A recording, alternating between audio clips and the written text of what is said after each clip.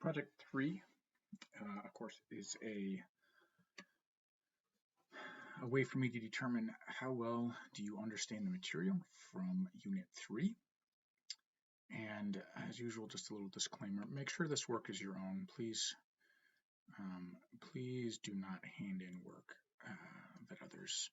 that you've shared with someone else or that you got from someone else. So keep this your own work. I'm happy for you to work together. I've had some issues, so make sure it's yours. I will hold you accountable if you're not turning in your own work. All right, enough of that. So this project is, let's see, 1, 2, 3, 4 tasks. The first task is you're going to buy a car. So go online or go to your dealership if you're actually buying a car.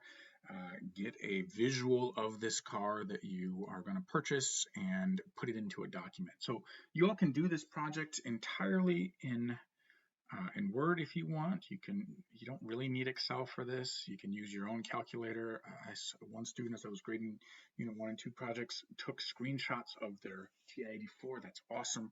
I don't have a requirement on how you submit this, what format, other than it needs to be in some sort of option that I can get to. So if you're using a Mac, please don't use numbers or pages because I can't open those. Just convert it to a PDF or a Word document and submit it to JetNet. So you're going to find that car. You're going to find some loan terms from some sort of bank out there or any loan terms, and you're going to give me a screenshot of that.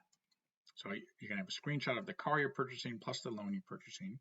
And mostly, as you're going to see in the unit, we need to know the length of the loan and what your rate is, what percent are you being charged. Then you're going to make a decision. You're going to make a down payment or not. And when you decide what this down payment is, you can put any amount you want down, except for the full amount of the car, okay? Because you have to do a loan calculation. How much would you have to pay a month at this length and at the length and rate that you found it from online. Now, you have to use the formulas found in your textbook. If you just use an online calculator, which is a very useful thing, why use the formulas yourself if you can do it online? I agree with that, but what I'm testing is, did you understand those formulas? So show me the calculation of the formulas. You can write it by hand on a separate sheet of paper. You can do a screenshot of what you typed into Desmos or what you typed into your calculator, either way. And then you're going to calculate the total cost of purchasing this car. Again, you're going to find these all in the units. Unit 3, how to do this if you don't yet know how to do it. Step 5, you're going to assume you get enough money to pay the car off early from an inheritance or a lottery winning or something. So somehow you came into some money. Maybe it was a stimulus check and you decided to pay down some debt. So you're going to pay it off 10 months early.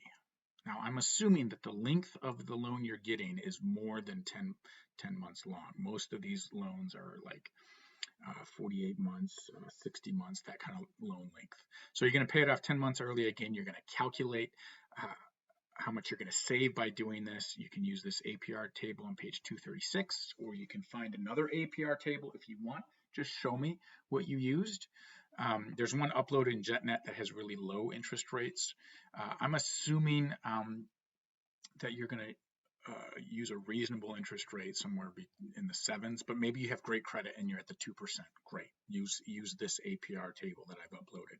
Then you're going to tell me a quick little analysis of, hey, was it worth paying this car off early? Why not? There's no right or wrong answers there. Just show me some reasoning. Make sure you don't skip these parts.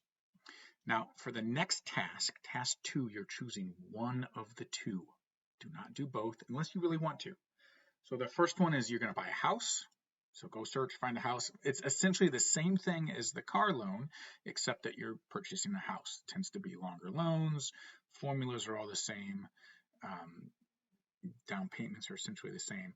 Notice you have to do 3 calculations, though, 3 monthly calculations. Or you're going to finance more school. So this is looking at borrowing student loans, and you're going to either use a private or government loan, and you're going to look up those loan options. Jackson College has a great, if you go to their financial aid website, if you want to do this one, they have a great resource for looking at government loans. Government loans tend to be cheaper, by the way. Here's the assumptions you're going to go through. You're going to assume you complete your education in 2 years and also in 4 years and calculate the total cost. Note the other thing you have to do in this is you have to find the yearly cost of attendance at a school. And that's what you're going to use as the cost for 2 years and the cost for 4 years. Then you're going to find your entry-level income and figure out how much more you're going to make now versus how much more would you have made if you had just started working. Well, you're not really comparing, right? You're just finding that potential earning. How much income you'll potentially earn, and then you're going to write a thing. Is it worth doing this degree? Just like up here, you're going to write it. Is it worth? Which one of these assumptions should you use to buy your house? So do one or the other. You're not required to do both. You can do both if you want. That's fine by me. And then the third task is you're going to calculate your income taxes, and you're going to use the 2020 tax brackets. I believe this date changed, didn't it? April 2021, maybe not. That was last year for the pandemic. They gave an extension on filing taxes like into June, I think. So you're going to do an internet search and you're going to find out salaries. Essentially, you're doing the same thing you did here if you chose this task. Figure out what job you're going to do, how much you're going to make, and you're going to run through a bunch of calculations on that. So just follow the directions here. I think it's fairly straightforward, pretty well written. I can say that because I didn't write it. I borrowed this from another professor. And if you have questions, please ask. And then the final task is you're going to purchase a stock. Okay, so I'm giving you $25,000 to invest. If you want to assume more, that's fine. You can use more money. Just at least do $25,000 and find the stock you want to buy. Label what that stock is. Show me, so make sure you show me what stock you have, you purchased. You can use Yahoo Finance, you can use a brokerage app to find it like Robinhood or some other, that's the only one I know of at the moment. You could use the same stock you chose back in Project 2, but you're going to calculate the number of shares you can purchase with the amount of money you chose. So it doesn't say it here, but you need to state it.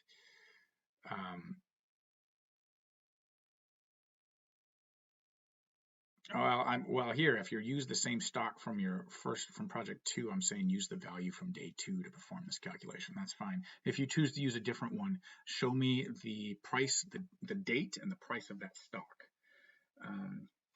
Nope. You know what? I should have read this closely before I started this video. I want you to go back and pick that stock from day 0. So you're going to use that day 0 price. You're going to calculate how much it was. You're then going to look up the price of the stock as it is today. Now, when I say today means whatever day it is you look it up.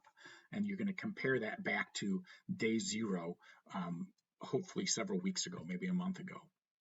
And then you're going to calculate how much money would you get if you sold those stocks right now, assuming you get that price with no fee. Then you're going to calculate your profits. Note that you could have lost money. Depends on what happened with the stock. You need to show all your work somehow by description. You can use words. You can use writing out the equations, screenshots from Desmos. Somehow I need to see the work you've put into calculating this profit. And then you're going to tell me about a little analysis of this investment. Was it worth it? Did you earn any money? Should you have invested longer? What's this comparison back with Project 2? Not a lot of technical things for this project. Like Project 1, there was lots of technical Excel stuff you needed to know. This one, it's all calculations. You can do this entire thing in paper and pencil if you wish, and then take screenshots of that, or use like a CAM scanner, or Genius Scan, or Notes, or from an iPhone, and upload that work. Just make sure it's clearly laid out and it's easy for me to read when I grade it.